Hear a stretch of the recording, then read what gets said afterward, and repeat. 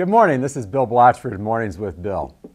I'd like to discuss with you for a few minutes something that's really near and dear to my heart, and that is time off. People ask me, how can our clients take so much time off? Because this is a characteristic that I've studied for the last almost 30 years now. And the clients that we work with that take the most time off and taking time off at regular intervals always seem to outproduce those that seem to have their nose down to the grindstone every day and are down in the mouth all the time, as we say. The interesting thing is that we go through these stages in our work life that we go through, and we probably recognize these, but usually it's too late when we recognize them. But when we go on a vacation, we actually come back fresh, we've been rested and ready to go. We're full of energy. And I think that energy level is what makes a huge difference in a dental practice, or anything for that matter, in life. And it's not a huge difference, it's not this huge difference, it's this little difference that makes the difference.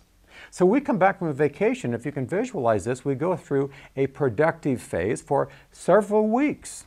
Now, I have found that number to be varying between different doctors, but somewhere between 4 and 8 weeks out here, most doctors hit what we call the mechanical stage. Now, the mechanical stage is you're still showing up for work, you're coming in on time, you're going through the motions, but the juices just aren't flowing. This is where you're starting to think to yourself, this is getting old, I'm getting tired of this, I need a break. Well, then if you don't take a break here, what happens is you go into what we call the burnout phase.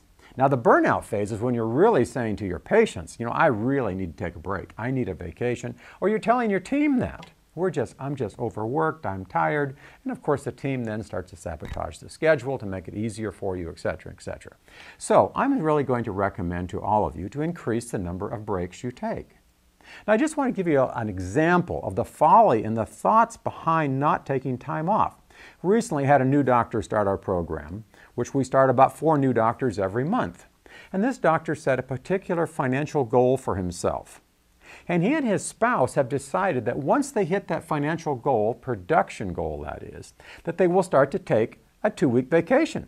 I'm saying, wait a minute, you're not hitting the goal now, you're not hitting your daily production goals, how is working more days going to solve this problem?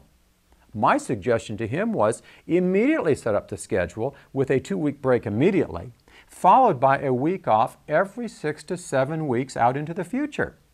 Well, interesting enough is the resistance there. He says, well, yeah, but I'm not hitting my goal now. How can taking more time off help? The question is, very simple question, are you currently turning patients away? You see, if you're not turning patients away from your practice, you're working too much. In other words, your day isn't filled anyway. Ask yourself the question, how is adding more days to my schedule going to increase my production? So you might as well take time off. You see, every once in a while, a doctor calls and says, Bill, my schedule is really light. There's just nothing going on in my practice right now. And I'll say, when's the last time you had a vacation? I can't remember. And I'll say, well, why don't you do this? Take next week off. You're not busy anyway. And they laugh a little bit, but then they do it and they find out, wow, it works. So you want to titrate for yourself, but if you want to skip that, take my schedule that I suggest to all my clients. About every 6th week, you take a week off. So you work 6, take a week off, work 6, take a week off. But at least once a year, I would recommend you take off a 2 to 3 week period. Now, I always took August off. That was my month. I took August off from the 4th year into dental practice, and I've always taken August off. I've never worked in August, and I haven't missed a meal because of it. Why not? And I will tell you, the time that you look back at the times that you spent with your family and friends and pursuing hobbies, 20, 30, 40 years later will mean a lot more to you than the money you might have made during that 4-week period. So join myself and a number of my clients next year and take August off. If you'd like to tweet us at Blatchford with your comments, suggestions for subjects for this program, or contact us about our coaching program, go to blatchford.com.